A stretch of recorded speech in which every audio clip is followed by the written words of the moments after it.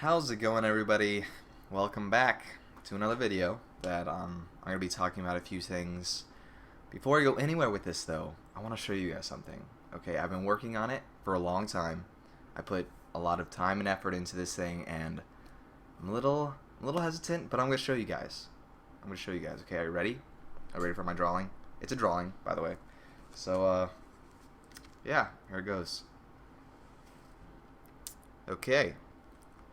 Now, I spent a lot of time on this, and I'm very proud of it. And you're probably, if you have any idea or have seen any other drawings in your life, you'd probably say that's a not up to par drawing, right? So, why am I proud of it? Well, let me tell you. I have a few philosophies. I'm not gonna, well, that's a little over dramatic, but I just have a few kind of rules in my head about life. And one of them is to always be proud of something that you put time and effort into. No matter the outcome, no matter it's completely horrible, whether you're writing music, whether you're drawing a picture, whether you're trying out at sports, as long as you put all of your effort and time into it, that you should be proud of what you've done. I'm going to tell you a little bit about my past, as I always do in my videos, how I start out. And I'm going to tell you why I feel this way. And I'm just going to jump right into it. When I was in middle school, I was pretty self-conscious, or, right, that's the right word. I was self-conscious, yeah.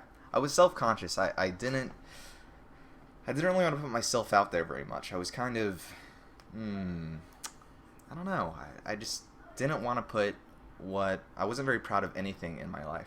And when I went to high school, it was about, I think it was junior year. I joined an improv group at my school, and it was fun. It was awesome. I put a lot of, well, we always practiced a couple times a week, and I loved it. I put a lot of time into it. I felt so awesome. After weeks and weeks of practicing, we eventually went up on stage, we performed in front of a crowd. God, I can't talk.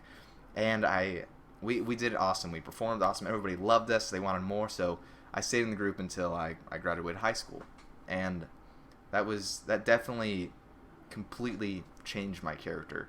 Not a lot of my friends freshman and sophomore year kind of lightened me up, kind of made me a little bit more of an open person, but definitely improv is what made me a lot more open about who I am and things like that.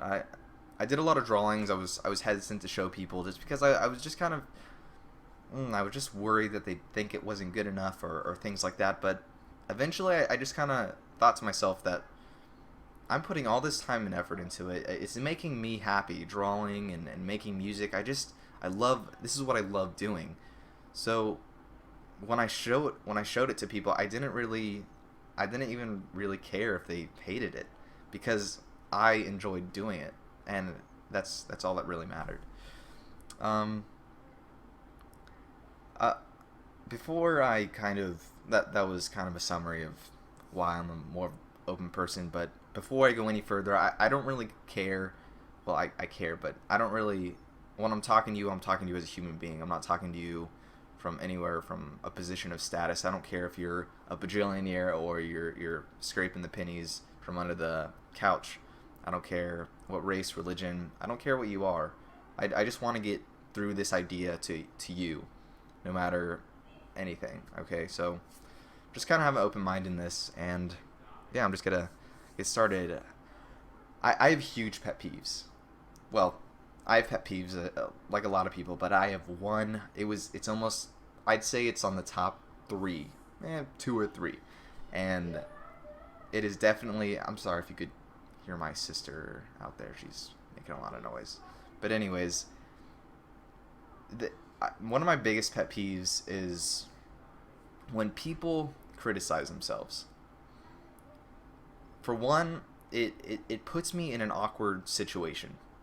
I don't know whether to say, no, you're not. You, like, it makes me so uncomfortable when other people criticize themselves, because sometimes it may be true, and you don't want to be like, yeah, you are pretty, I don't know, man, that drawing sucked. Like you don't want to say that to people, right? But and then no matter how true you think it is. Now, some people may be a little self-conscious about their weight. Some people may be a little bit skinnier than they want to be. Some people may be a little bit overweight than they want to be. And then when they criticize themselves, like, why would you criticize yourself about that? Why don't you get up and do something about that? The thing that really irritates me is when people, like, say they're overweight, right? For example, say they're overweight, they're not doing anything about it. They have free time in the afternoon. They could work out, they could eat healthy, they could do all that stuff, but they just choose not to. And then when they're with you, they say, "Oh man, I'm so fat." Like, what am I supposed to say? Yeah, you're fat. Even though that's true, that's completely rude. But why don't people do something about that? Like, you have the chance and opportunity to do that, and when you do that, when you lose those few pounds or you gain that muscle, you feel more. You feel proud of yourself, right? When you do something, when you achieve something that you've worked for a long time, you feel proud of yourself, and that's just one thing about it. Another thing is identifying your faults. Now, other people consider faults different things, but I'm just talking about, like, say you are uncomfortable with how your body looks. Say you're too skinny or you're too overweight. Like, if you are comfortable, identify that. Identify that you do not like the way your body looks right now. Now, don't be unhealthy about it. Like, say you're a skinny girl and you want to get even skinnier. Like, be smart about these things, right? Identify your faults, and when you identify your faults, do something about it. Don't just sit on your butt and just, man, I'm so skinny. I want to gain muscle, but I don't feel like going to the gym, and I'm just going to complain to everyone that I'm not skinny. I'm skinny, right? Like, do something about it. Go out to the gym. Eat healthy. Decide to drink water instead of Pepsi or soda, whatever you drink that's not healthy. Like, do something about it. Say you're bad at music, or not bad, just you're not as good as you want to be at music. Do something about it. Pick up your guitar. Start playing the piano. Practice. Do things that will make you better and make you feel better about yourself.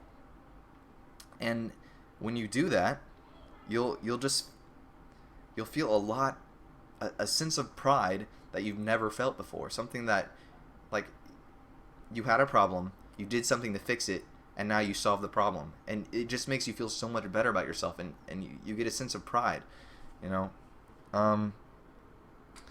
Now, on top of that, say someone else says you're skinny, you're too skinny. But say you're fine with the way you are, right? Although them saying you're skinny, it kind of makes you feel a little, man, maybe I am a little bit too skinny. If you are comfortable with the way you are right now, and you're only working out or eating healthy or playing a certain instrument or something to do it for someone else, don't do that, because you only do things that make you happy. Only do things that give a sense of pride into your heart, that kind of gives you a sense of ownership of what you do. Because when you go out of your way to build up your body image for someone else, you're not going to feel that sense of pride as if you wanted to do it yourself. You're just going to be like, okay, now I have six-pack. Now what? Like you didn't want that. Well, some people want that, but like say I didn't want that, like, and I got that six-pack. How am I going to feel prideful if I never even wanted that in the first place?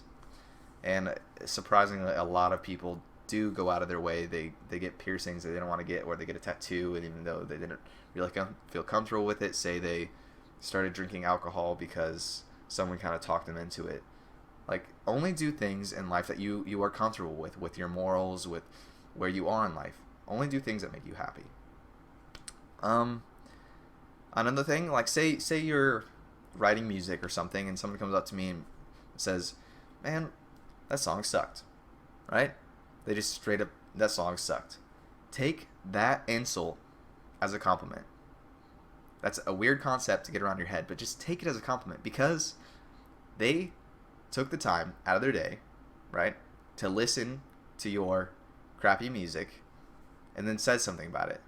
Like, it was so bad that they decided to tell you it was bad, right? Take that as a compliment, because if it was just,